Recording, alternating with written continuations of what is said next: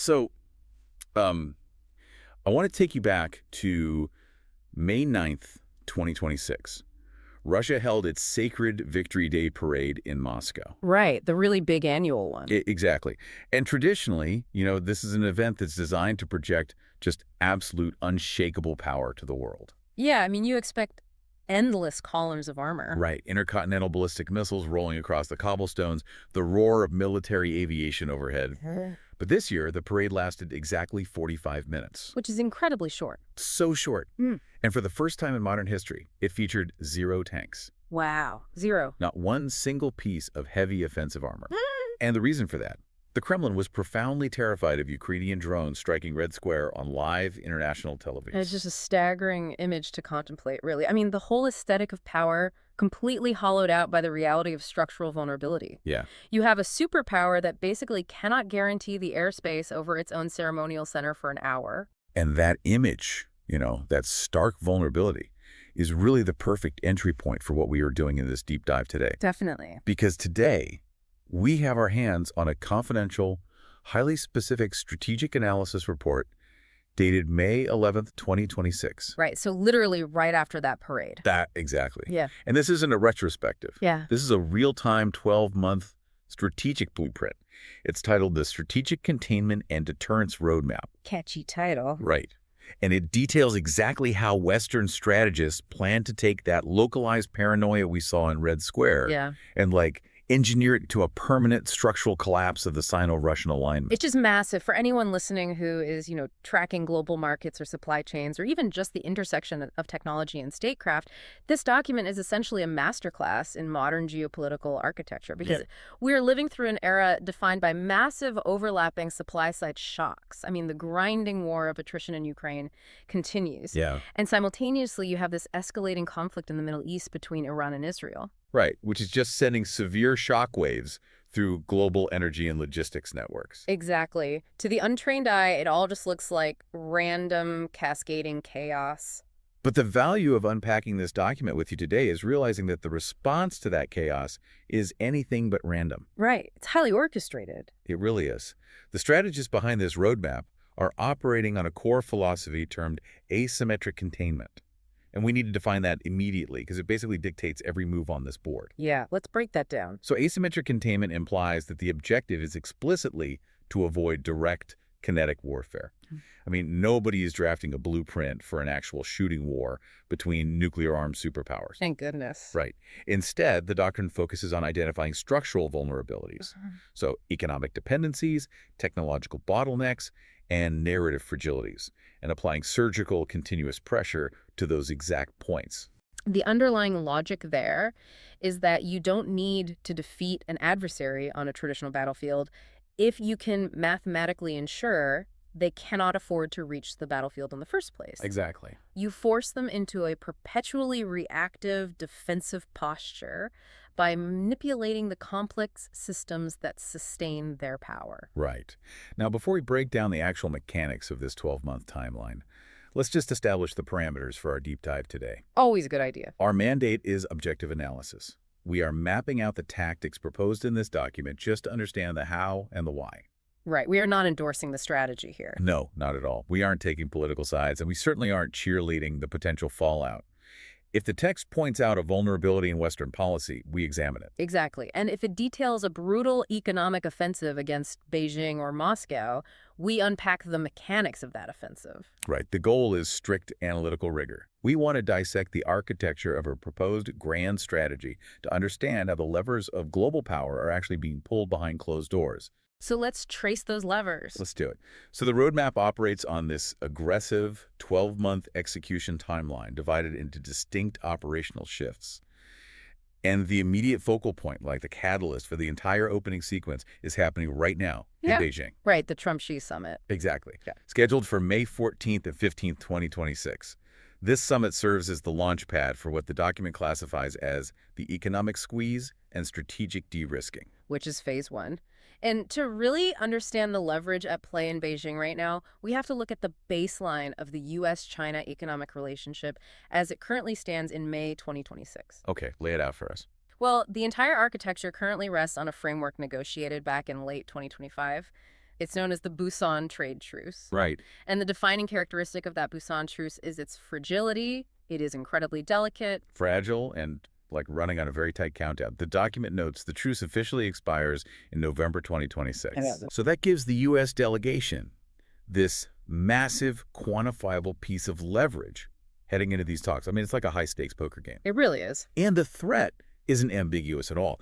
The threat is the immediate reversion to pre-truce tariff levels, which, according to the historical data in the report, peaked at a devastating 145% on key Chinese imports. Yeah, and we need to pause on that number. Yeah. 145% tariff is not a standard negotiation tactic. No. It is a prohibitive barrier designed to induce immediate supply chain cardiac arrest. I mean, it makes the entire export model fundamentally unviable. Wow. So the U.S. arrives in Beijing essentially holding a loaded gun pointed directly at an export-dependent economy that is already grappling with major internal structural headwinds. Right. I'm looking at the tactical play outlined here, though. Yeah. And I want to challenge the ultimate objective, or at least ask you about it. Sure. Because if you hold a 145% tariff threat over an adversary, the instinct might be to just flip the table. Right, just go all in. Yeah, to enact the tariffs, sever the economic arteries, and just totally isolate the Chinese economy. Is the goal to cut off all trade entirely, or is it more surgical than that? It's much more surgical. The text aggressively steers away from flipping the table.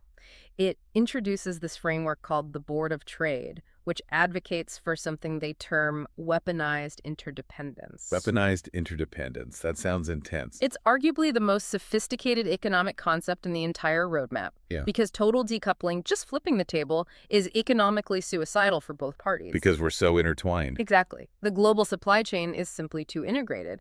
So instead, the strategy involves securing highly publicized bilateral commitments in what the document categorizes as non-sensitive sectors. Okay, like what?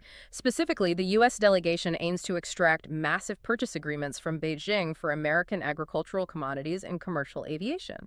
They explicitly name Boeing passenger aircraft. Wait, really? That seems so counterintuitive at first glance. I know it does. Because if the overarching goal is containment, why are we aggressively selling them fleets of commercial airliners and, like, millions of tons of soybeans?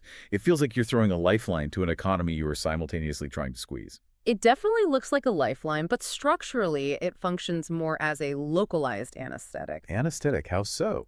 Well, selling agricultural goods and commercial jets provides immediate, highly visible domestic economic relief back in the United States. Ah, I see. Right, it stabilizes farming regions and secures heavy manufacturing jobs in aerospace. But strategically, you have to analyze the utility of the export itself. Okay. A Boeing 777 passenger jet, while obviously an incredibly complex machine, does not provide the People's Liberation Army with a strategic dual-use military advantage. Right. It moves tourists from Shanghai to London. Exactly. It doesn't improve hypersonic missile guidance systems. Oh, wow. Okay, I see the triangulation now. You secure the low-stakes, high-volume trade to pacify your own domestic economic concerns, right? Mm-hmm. And you maintain this facade of diplomatic normalcy. Yes. The public narrative is all about cooperation and mutually beneficial commerce. But the roadmap immediately details this shadow operation running parallel to the public diplomacy. Exactly. The real work is happening quietly. Right. So while the agricultural deals are getting signed and televised, the text outlines a devastating targeted strike on high-stakes technological supply chains. And they label this accelerated decoupling.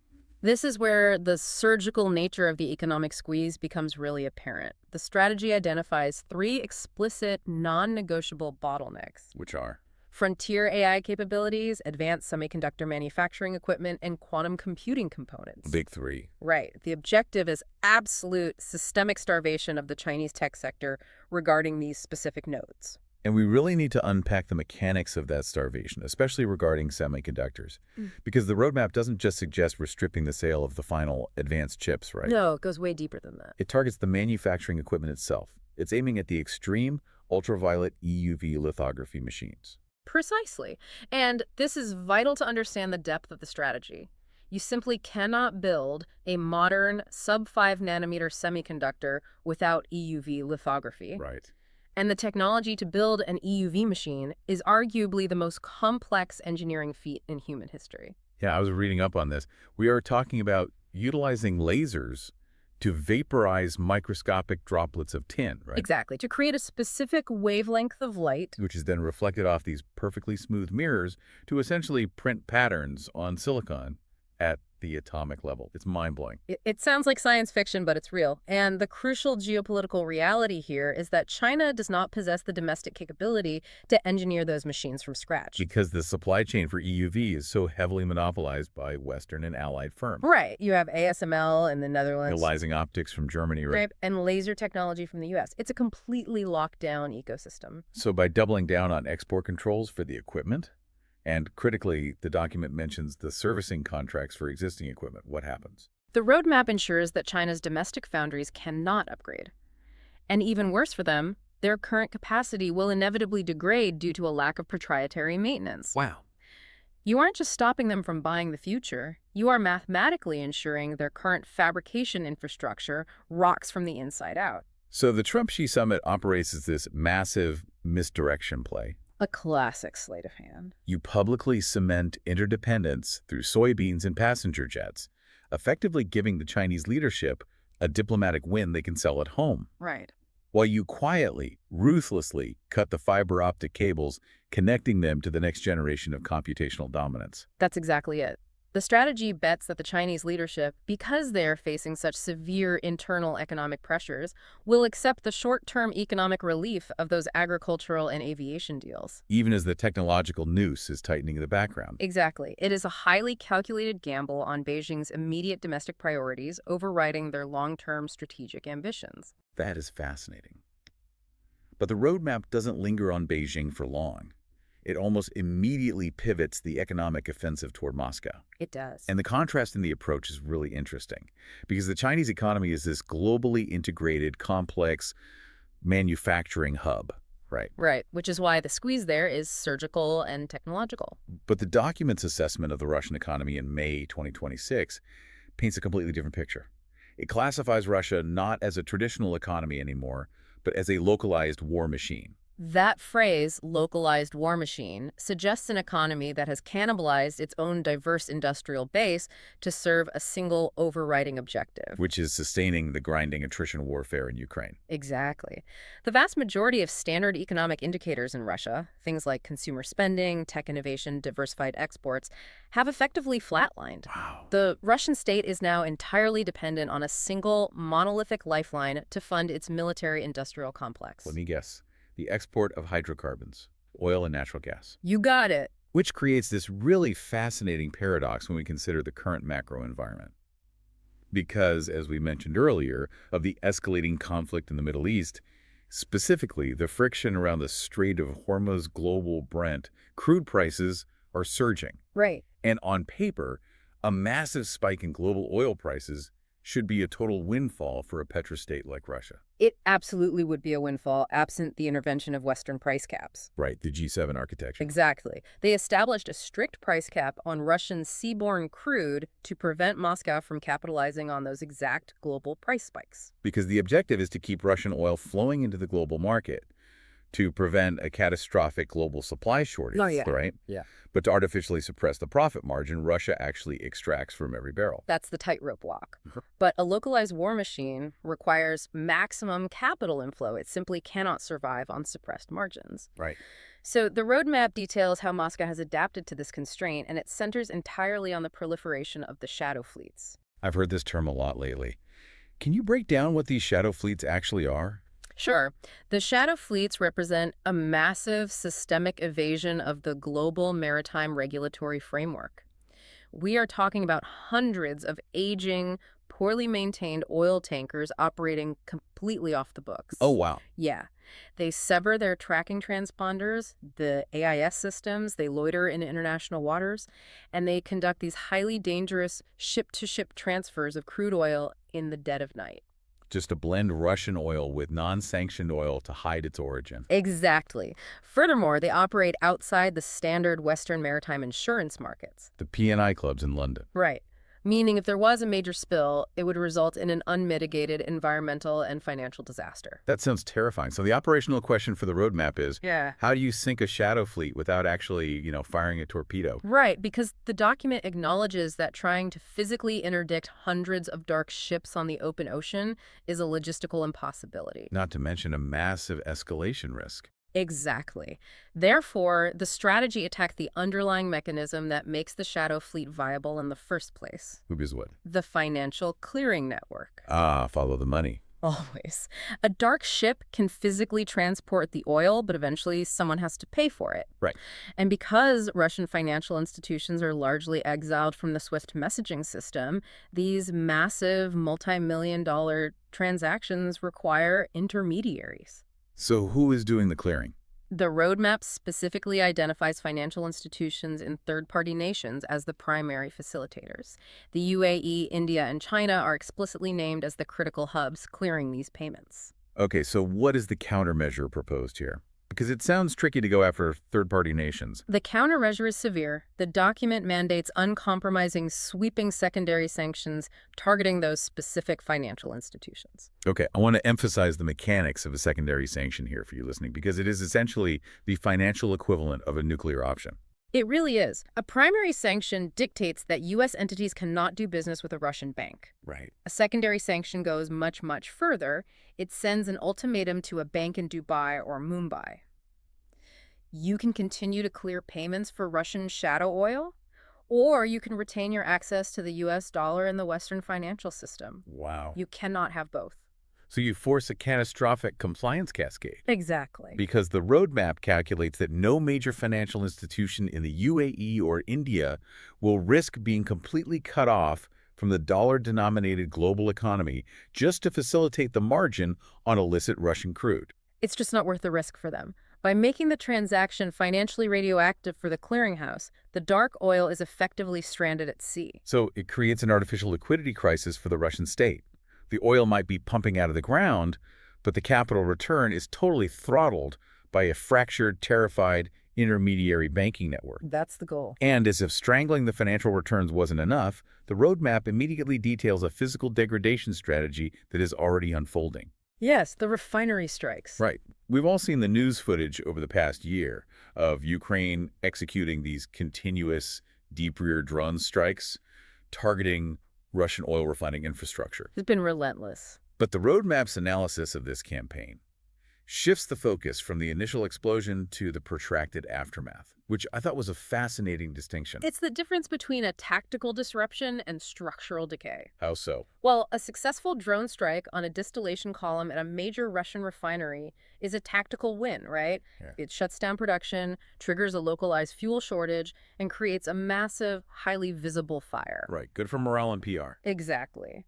But refineries are incredibly robust industrial sites. A fire can eventually be extinguished, the rubble cleared, and the damage assessed. This is where the engineering reality detailed in the text becomes the actual strategic weapon. Because a modern oil refinery isn't just pipes and heat. No, it's incredibly precise. It relies on these highly calibrated, immensely complex internal mechanisms to manage things like fluid catalytic cracking and hydrotreating.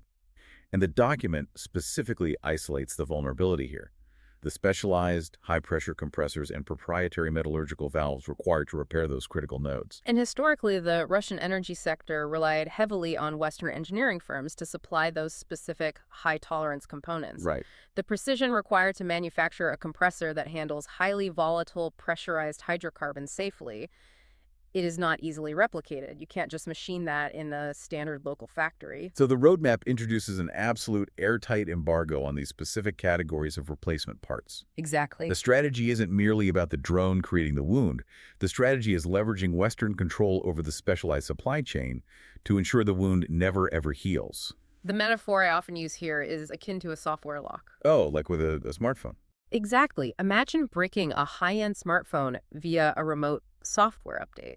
The physical hardware, the screen, the battery, the casing, it all remains intact. Right, but without the proprietary operating code, the device is reduced to a very expensive paperweight. Precisely.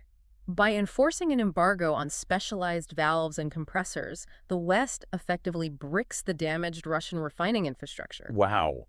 So they can survey the damage, they have the raw oil, but they fundamentally lack the microscopic engineering tolerances required to bring the facility back online safely. That's the reality. A temporary operational pause morphs into permanent infrastructural decay. So you utilize the Ukrainian drone capability as the initial disruptor, and you follow it up with a relentless trade embargo to lock in the degradation. Yes. And the localized war machine slowly bleeds out its capacity to generate high-margin refined products, forcing them to sell even more raw crude at heavily discounted rates through those increasingly constricted shadow fleets we talked about. It is a devastating one-two punch. Okay, so by August 2026, according to the timeline, you've crippled China's access to the foundational tools of the next technological age, and you've initiated a terminal decay cycle within Russia's primary revenue engine. Right. Phase 1 is well underway. But the document acknowledges one final glaring vulnerability in this economic phase, and it's a vulnerability that resides in the physical Earth itself. The critical mineral supply chain, Yeah. specifically rare earth elements, or REs. This is essentially the ultimate trump card held by Beijing, isn't it? It really is. The roadmap highlights that while the West dominates semiconductor design and financial networks, China wields an almost absolute monopoly over the global processing of REs. And I want to clarify a common misconception here, because rare earths aren't actually rare in terms of geological distribution, right? Like, there are deposits all over the globe. Correct. The scarcity is not geological, the scarcity is industrial. Okay, explain that. Mining the raw ore is relatively straightforward. The severe bottleneck lies in the chemical separation and processing of those elements. Extracting usable neodymium or dysprosium from the raw dirt requires incredibly complex, multi-stage solvent extraction processes. And crucially, those processes produce staggering amounts of toxic radioactive byproducts. And for decades, the West essentially just outsourced that environmental degradation and massive capital expenditure to China. Exactly, out of sight, out of mind. But now, you cannot build a green technology economy.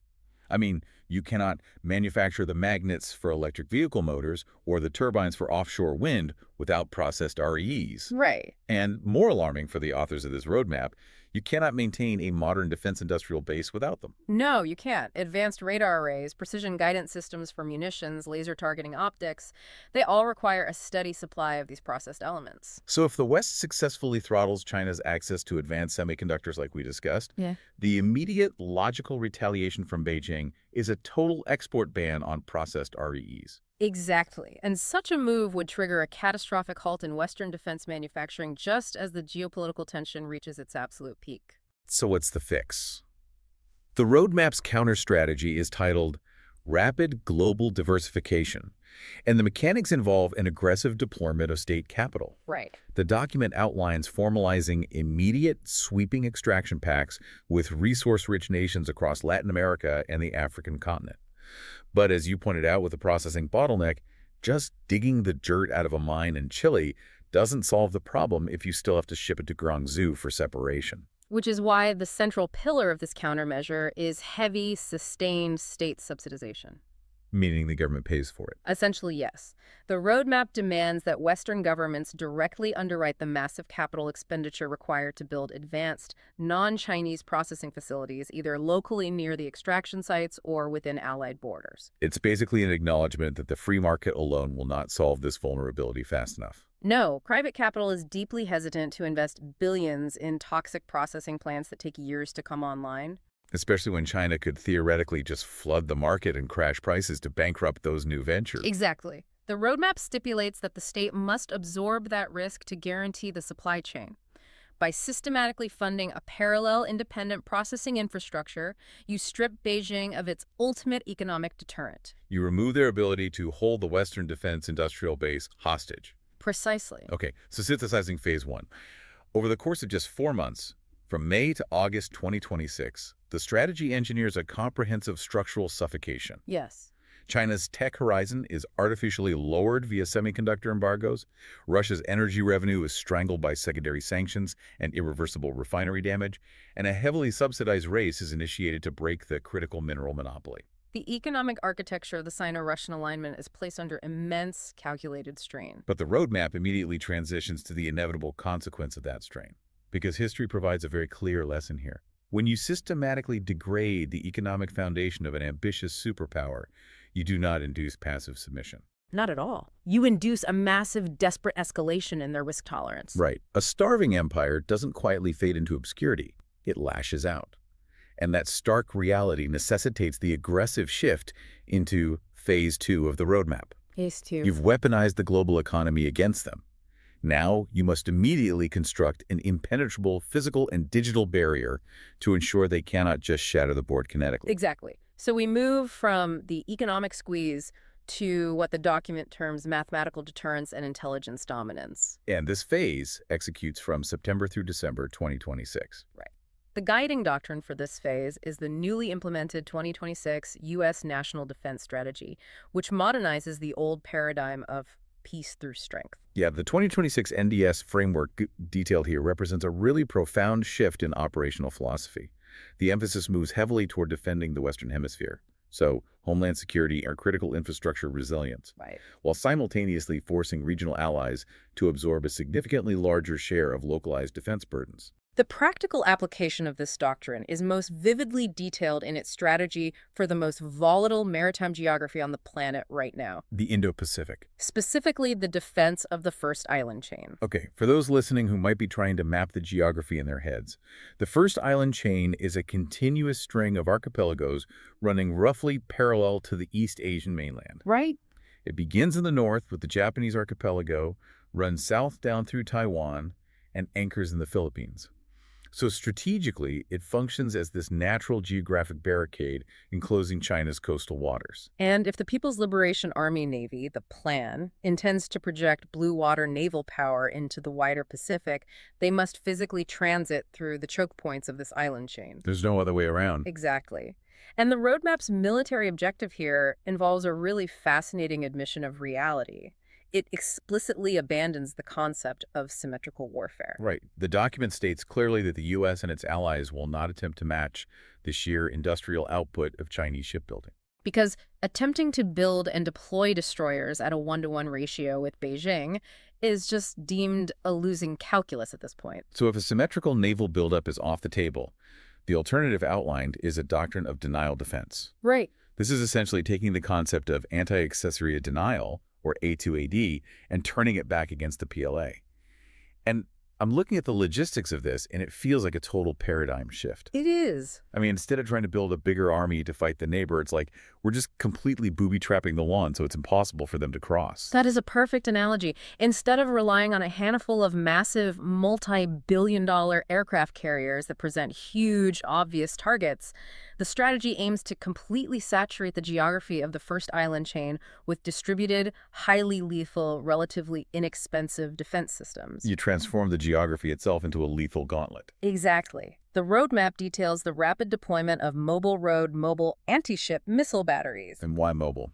Because by making the batteries mobile, you eliminate the vulnerability of static military installations. They can be dispersed into the dense jungles of the Philippines or constantly relocated along the coastal highways of Japan. Which makes them incredibly difficult for Chinese strategic rocket forces to target preemptively. Precisely. And the strategy extends below the surface, too. Oh, right. The text emphasizes the mass deployment of automated underwater vehicles, or AUVs. Yes. These are essentially autonomous drone submarines, right? Capable of loitering in the crucial maritime straits for weeks at a time.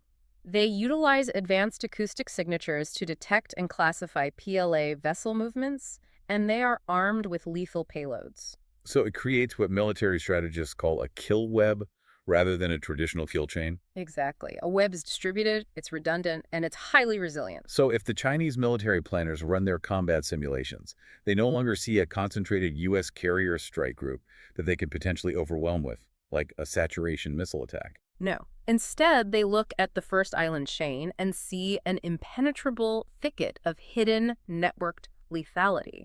Thousands of mobile missiles, layered air defense networks, swarms of autonomous underwater drones. Right. The phrase the roadmap uses to define success here is brilliant. The goal is to make the act of a kinetic assault mathematically prohibitive. Mathematically prohibitive. That is such a chilling phrase. But it works. The strategic calculus is fundamentally altered. Beijing must look at the mathematical probability of successfully transiting the strait, calculate the inevitable catastrophic loss of their surface fleet, and conclude that the objective is simply unachievable. Wow. You do not need to defeat their navy in a decisive battle if you can guarantee their destruction before they even cross the starting line. Deterrence is achieved through the sheer math of attrition. But the operational reality of setting up this distributed kill web brings us back to the burden-sharing mandate of the 2026 NDS.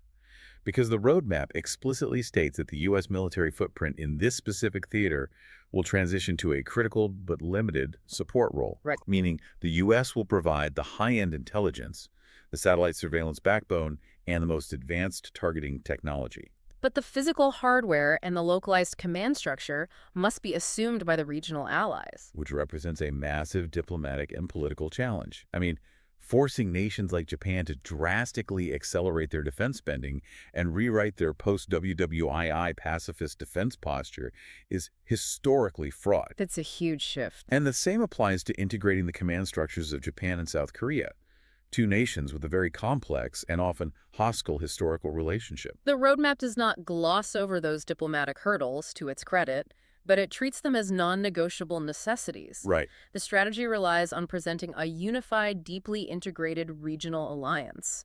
If China looks at the first island chain and sees a fractured coalition with incompatible communication systems, deterrence fails. But if they see a heavily armed, fully interoperable coalition of Japanese, South Korean, Taiwanese, and Philippine forces, all backed by U.S. intelligence. Within the mathematical wall holds. Right. So that is the architecture of theoretical deterrence in the Indo-Pacific. You build a wall so heavily fortified and complex that the adversary calculates it as suicidal to breach. Exactly. However, the roadmap immediately acknowledges that in the European theater, theoretical deterrence has already failed spectacularly. Yeah, Eastern Europe is consumed by active, grinding warfare. Therefore, the strategy against Russia during this phase is not about preventing an attack. It is about ruthlessly exploiting the reality of an adversary that is heavily degraded by years of combat. Right. The document analyzes the operational reality of the spring-summer 2026 campaign in Ukraine, focusing on what it calls the fortress belt. The fortress belt.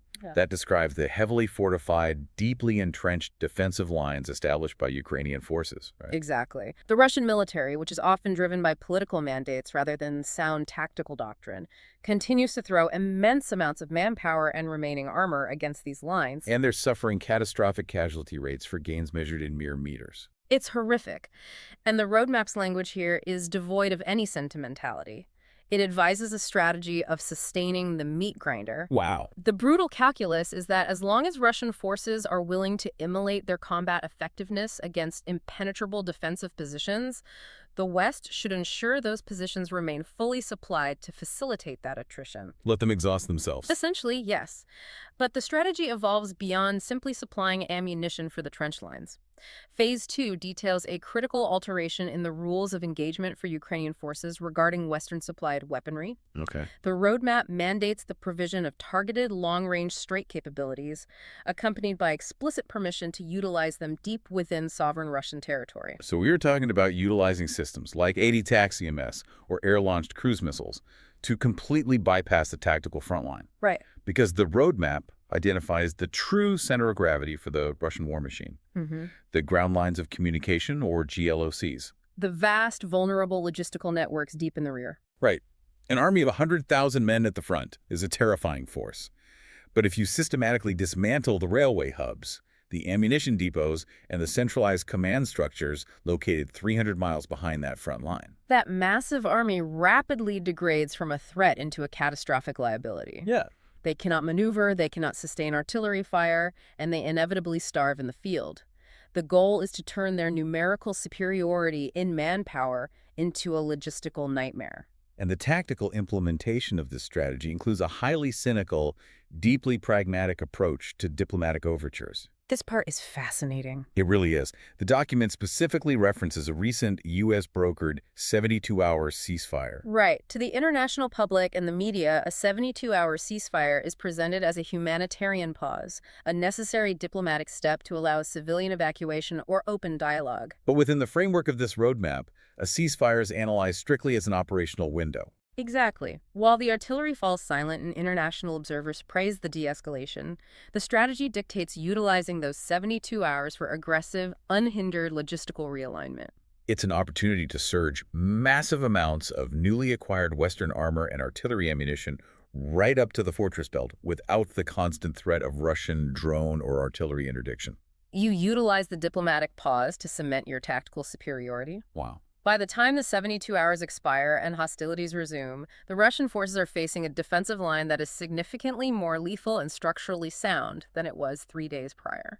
It is just the relentless, continuous exploitation of an adversary's operational rhythm. It really is. So we have the physical fronts mapped out, the distributed naval gauntlet in the Pacific, and the logistical strangulation in Eastern Europe. Right.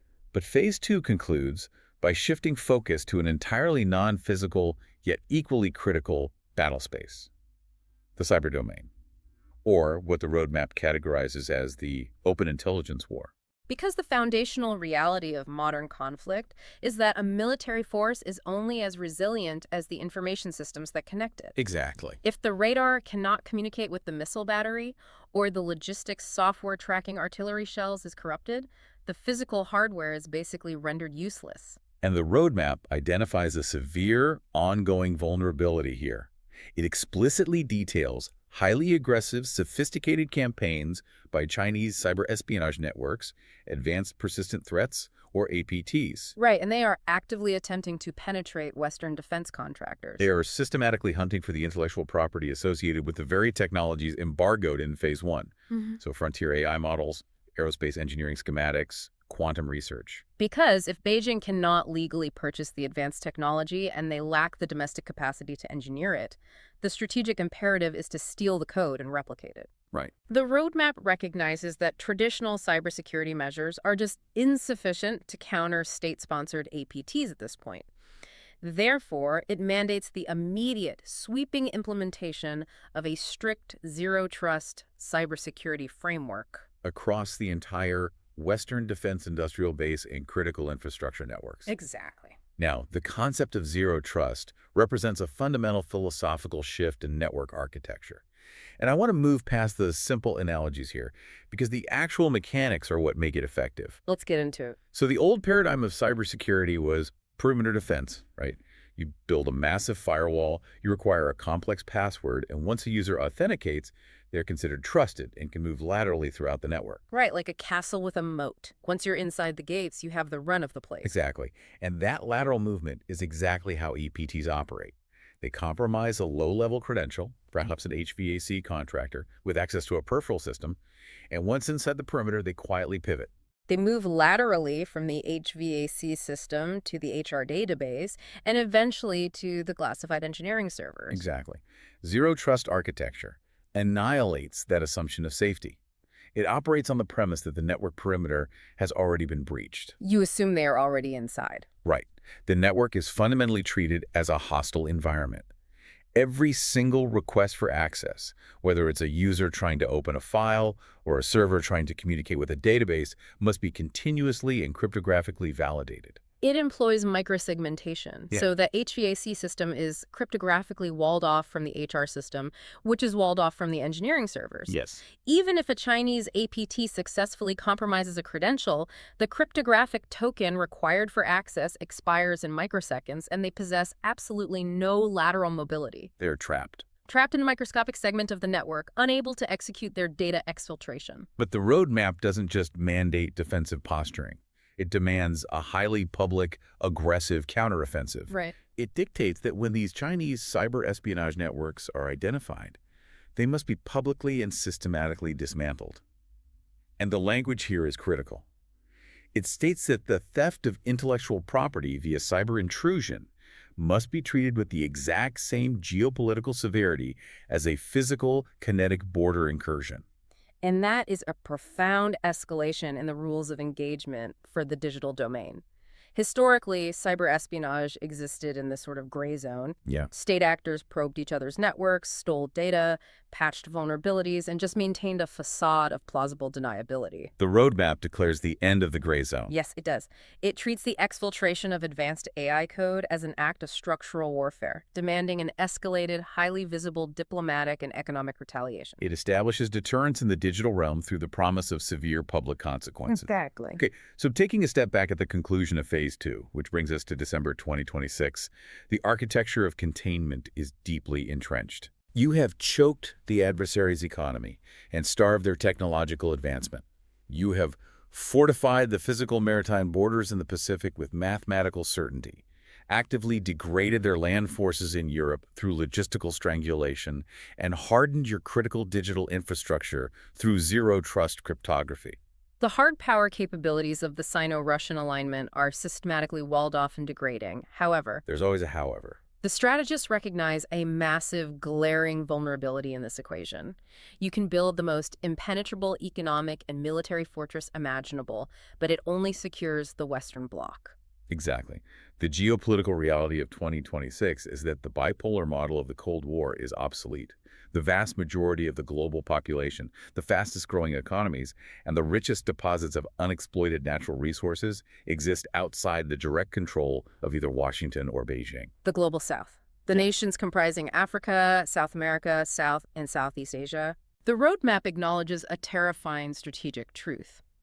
You can sanction Russia into oblivion and tariff China into a depression, but if the Global South decides to align their economic and technological future with the Sino-Russian axis, your containment strategy ultimately collapses under the weight of global demographics. Which necessitates the final, and arguably the most complex, maneuver in this blueprint. Phase 3.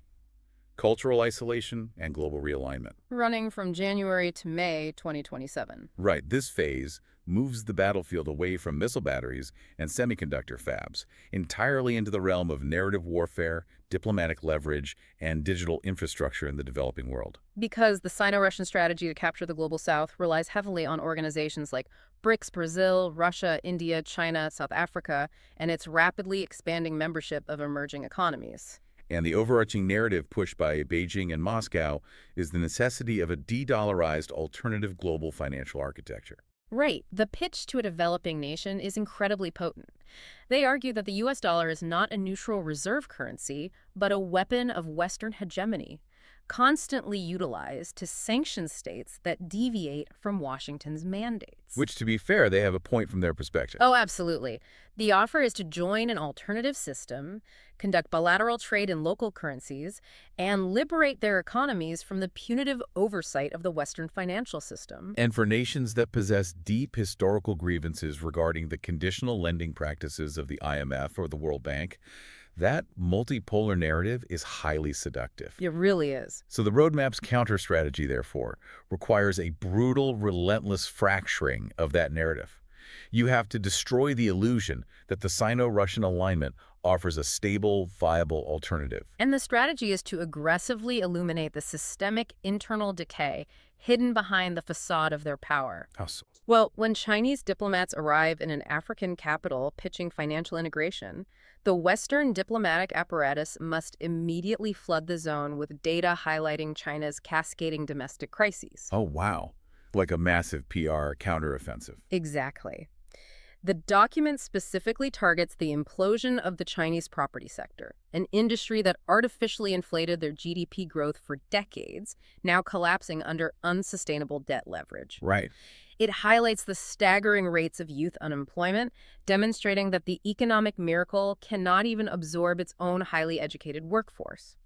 You systematically reframe China not as a rising, inevitable superpower, but as a deeply unstable, over-leveraged house of cards teetering on the brink of demographic collapse. And you apply the same analytical blowtorch to Russia. Yes. You expose the reality of the localized war machine. You demonstrate that their consumer economy is shrinking rapidly, their technological sector is a wasteland due to embargoes, and they offer absolutely nothing to the global market, aside from discounted hydrocarbons and private mercenary forces. By shattering the illusion of their stability, you fundamentally alter the risk calculus for the Global South. The roadmap's objective is to force a stark comparison. Right. You contrast their internal chaos with the durability of the U.S. dollar. The narrative shifts.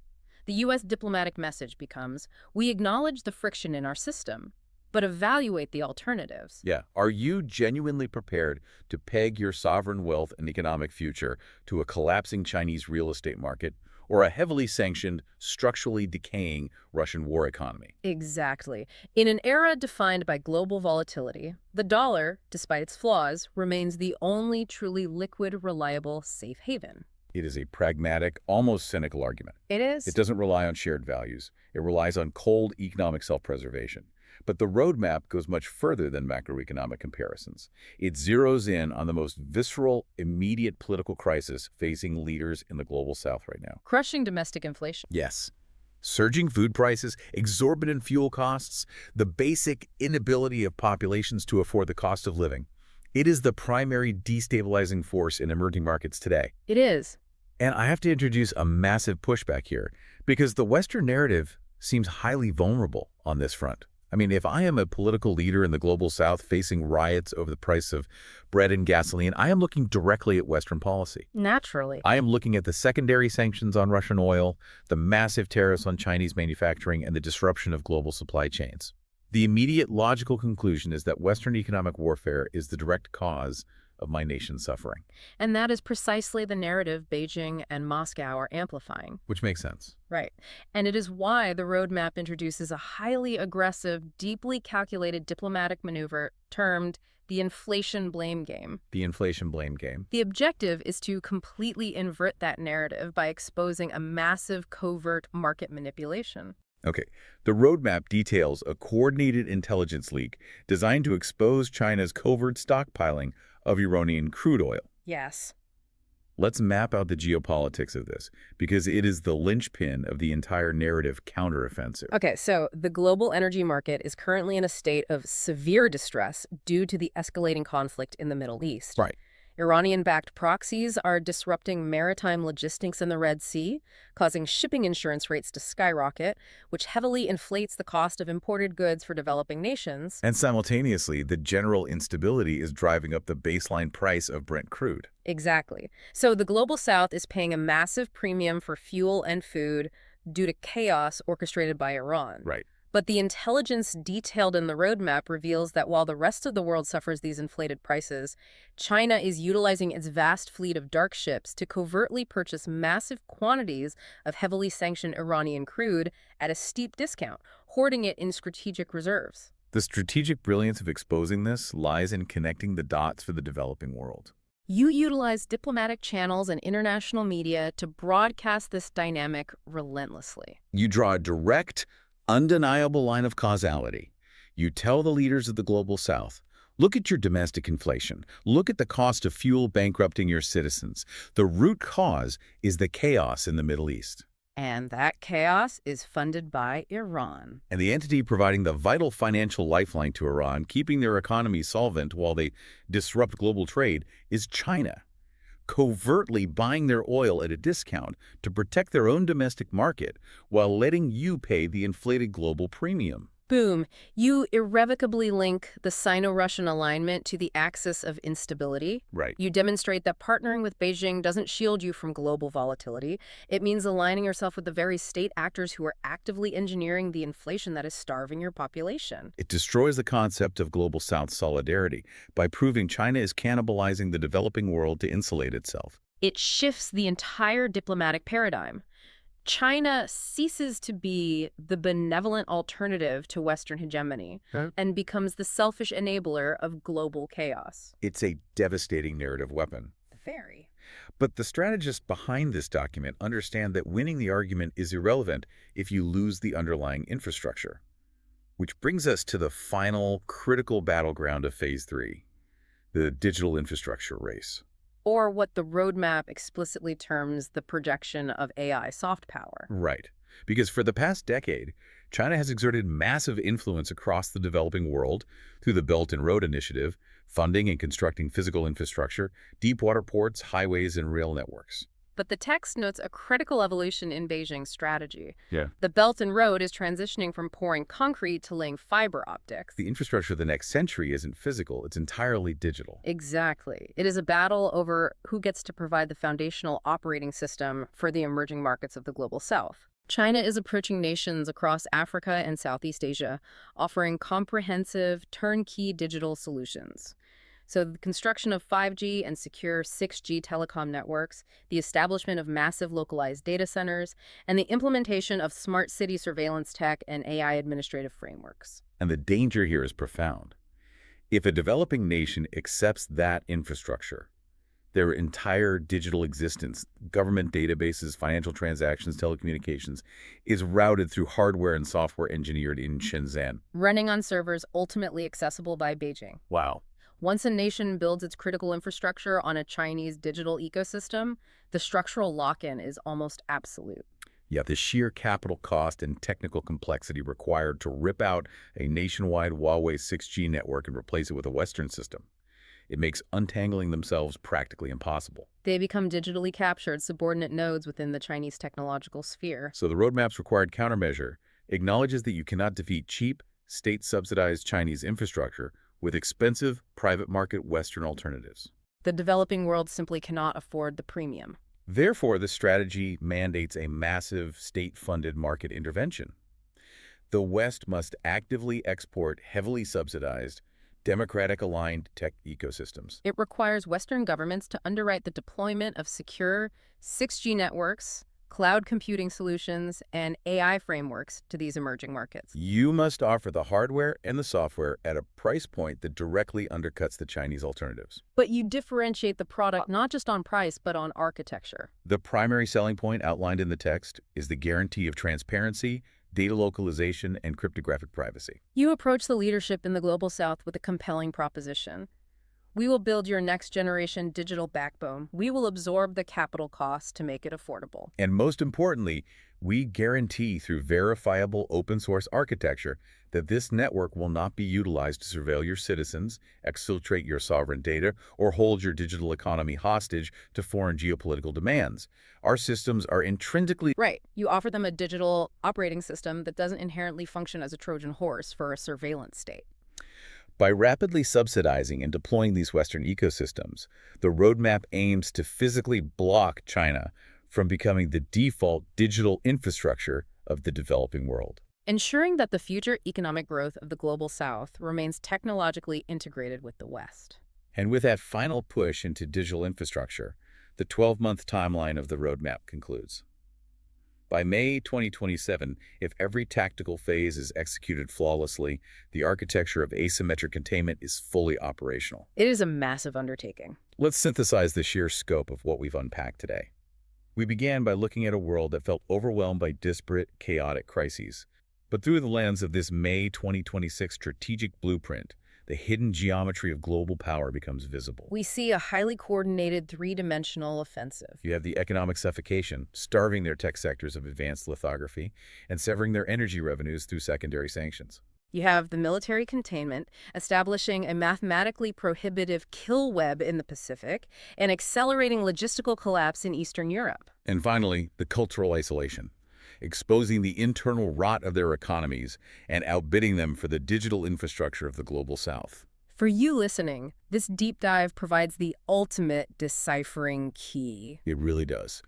When you read the headlines tomorrow, whether it's a sudden dip in Brent crude prices, a debating Congress over subsidizing rare earth processing in Chile, or a seemingly obscure cybersecurity mandate for defense contractors, you now possess the framework to understand those events.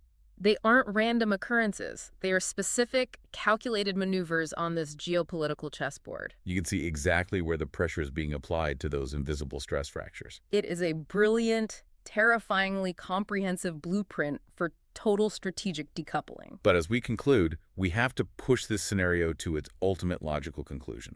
Because the entire premise of this 12-month roadmap assumes total operational success. It assumes the West can flawlessly execute this containment and completely decouple its technology, supply chains, and digital networks from the Sino-Russian axis. Which creates a reality where the globe is successfully fractured into two distinct, isolated, and entirely incompatible spheres. Which brings us to the ultimate, unresolved paradox of this strategy. What happens the day after containment succeeds? What happens when these two totally alienated halves of the globe halves that share no digital infrastructure, no intertwined economic incentives, and absolute zero foundational trust, are suddenly forced to confront a shared planetary existential crisis. That is the profound blind spot of the doctrine. Geopolitics is ultimately superseded by physics and biology. Exactly. What happens when the next novel pathogen emerges and the AI epidemiological models in the West literally cannot interface with the health networks in the East to track the mutation? Or what happens when the global community must negotiate the urgent, critical management of deep-sea resource extraction, or coordinate the mitigation of cascading orbital space debris threatening global satellite networks? They require rapid, seamless global cooperation to solve those crises. But this roadmap is a blueprint for systematically destroying the very mechanisms that make cooperation possible. We started this analysis by talking about how the global structure is covered in microscopic stress fractures, threatening to tear the world apart. This roadmap is a highly engineered plan to intentionally, deliberately snap the structure cleanly in half to prevent it from collapsing on us today. But we are left with a chilling question. When the true planetary earthquake arrives, how does a deliberately fractured world survive the tremors? Something essential for all of us to continually weigh against the daily rush of headlines. Thanks for exploring the depths with us.